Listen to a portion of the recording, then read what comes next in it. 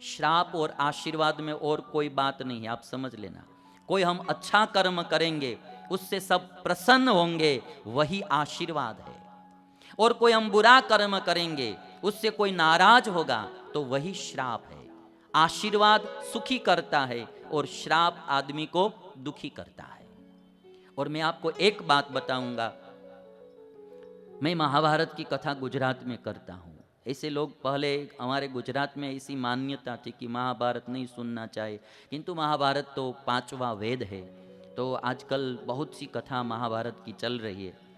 उसमें एक बहुत अच्छा प्रसंग आता है महाभारत में कि जब महाभारत का युद्ध होने वाला था तो एक तरफ कौरव सेना थी, एक तरफ पांडव सेना। इस तरफ पांडव सेना खड़ी है, इस तरफ कौरव सेना। तो अर्जुन ने जब सगे संबंधियों को देखा तो कृष्ण से कहा कि प्रभु मैं युद्ध करना नहीं चाहता हूं, मैं भीख मांग कर खा लूंगा किंतु मुझे युद्ध नहीं करना है। क्योंकि दादा भीष्म को मैं कैसे मारूं, गुरु द्रोण को मैं कैसे मारूं, जिसकी गोदी में खेल खेल कर मैं बड़ा हुआ हूं वो दादा भीष्म को मैं कैसे मारूंगा। जिनके पास से मैं विद्या सीखी है, जिनके पास से मैंने विद्या सीखी, वो गुरु द्रोण को मैं कैसे मारूंगा। मुझे यह युद्ध नहीं करना है। तो भगवान कृष्ण जी ने जो ज्ञान दिया गीता का, तो अर्जुन तैयार हो गए कि चलो अब मैं युद्ध करूंगा। शंख सब बजाने लगे, दोनों सेना में शंख बजने लगे। उसी समय सब आज पांडव सेना में भी प्रसन्न हो गए कि चलो अर्जुन तैयार हो गए युद्ध करने के लिए। उसी समय युधिष्ठिर राजा बिना हथियार हाथ में धारण किए अकेले ही कौरव सेना की ओर जाने लगे। जब कौरव सेना की ओर जा रहे थे युधिष्ठिर अकेले ही, तो पीछे पीछे अर्जुन, भीम, सहदेव, नकुल सब चले। अर्जुन पूछ रहे हैं बड़े भाई से कि भाई आप कहाँ जा रहे हैं, क्यों जा रहे हैं, बिना हथियार शत्रुओं की सेना की ओर क्यों जा रहे हैं। युधिष्ठिर कुछ भी बोलते नहीं है। तो पीछे पीछे भगवान कृष्ण आए। तो कृष्ण ने अर्जुन से कहा कि मुझे पता है कि युधिष्ठिर कहाँ जा रहे हैं, क्यों जा रहे हैं। तो अर्जुन ने कहा कि प्रभु बोलो ने, मैं कब से परेशान हो रहा हूँ, भाई कहाँ जा रहे। तो कृष्ण भगवान ने कहा कि युधिष्ठिर दादा भीष्म के पास आशीर्वाद लेने के लिए जा रहा है, गुरु द्रोण के पास आशीर्वाद लेने के लिए जा रहा है। और मैंने महाभारत की कथा कही है, महाभारत में लिखा कि युधिष्ठिर राजा दादा भीष्म के पास आते हैं और रथ को परिक्रमा करते हैं, प्रदक्षिणा करते हैं। और दादा भीष्म से एक बात कही कि दादा, एक तो मैं आपका पौत्र हूं, आप हमारे दादा हैं, हम युद्ध करना नहीं चाहते हैं किंतु फिर भी दुर्योधन के कारण हमको युद्ध करना पड़ता है। तो सबसे पहले हमको आज्ञा दीजिए, इजाजत दीजिए युद्ध करने की।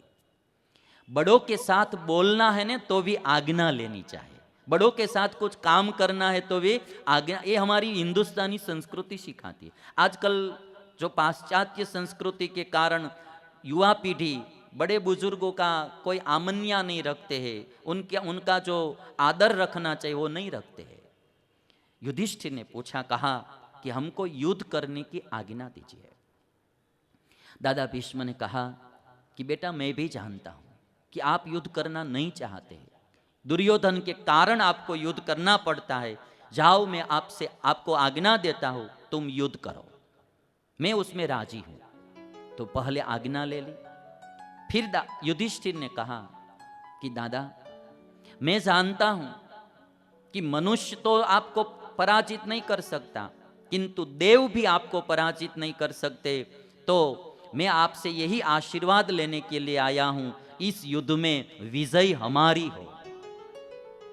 और तब दादा भीष्म ने इतना कहा कि मैं युद्ध तो दुर्योधन के पक्ष में करूंगा किंतु आशीर्वाद तुमको देता हूं कि जाओ विजय तुम्हारी होगी, जाओ विजय तुम्हारी होगी। और आप देखना ये प्रसंग, फिर युधिष्ठिर गए गुरु जी के पास, द्रोणाचार्य जी के पास, और द्रोणाचार्य को भी परिक्रमा करके यही बात कही कि मुझे आशीर्वाद दीजिए कि विजय हमारी हो। गुरु द्रोणाचार्य जी ने भी यही कहा कि मैंने दुर्योधन का अन्न खाया है, मैंने दुर्योधन का अन्न खाया है, इसलिए युद्ध तो मैं दुर्योधन के पक्ष में करूंगा, किंतु आशीर्वाद तुमको देता हूं कि जाओ विजय तुम्हारी होगी। और वही बात कृपाचार्य ने कही, तीनों ने आशीर्वाद दिया। आप सब जानते हैं कि कौरवों के पक्ष में 11 अक्षौहिणी सेना थी और पांडवों के पास केवल 7 अक्षौहिणी सेना थी। फिर भी विजय पांडवों की हुई, कौरवों का पराजय हुआ। उसका कारण यही था कि दादा भीष्म को हराना मुश्किल था, गुरु द्रोण को हराना भी मुश्किल था, कर्ण को हराना, कृपाचार्य को हराना मुश्किल था। दादा भीष्म, गुरु द्रोण ये सब कौरव के पक्ष में थे, किंतु उनका आशीर्वाद पांडवों के पक्ष में था। व्यक्ति से भी उनका आशीर्वाद बड़ा होता है, जिस तरफ उसका आशीर्वाद होता है वही विजय होती है। और आशीर्वाद माने प्रसन्नता। कोई हमारा कार्य देखकर भगवान प्रसन्न हो जाए, कोई संत प्रसन्न हो जाए, कोई बुजुर्ग लोग प्रसन्न हो जाए। मैं तो मेरे जीवन में यही लक्ष्य लेकर चलता हूं। और ज्यादा तप हम नहीं कर सकते, हाँ, ज्यादा भूखा भी इस कलयुग में हम नहीं रह सकते हैं, ज्यादा कुछ दान पुण्य कर सके न कर सके, हमारे कर्म से सब लोग प्रसन्न हो वही हमको करना है।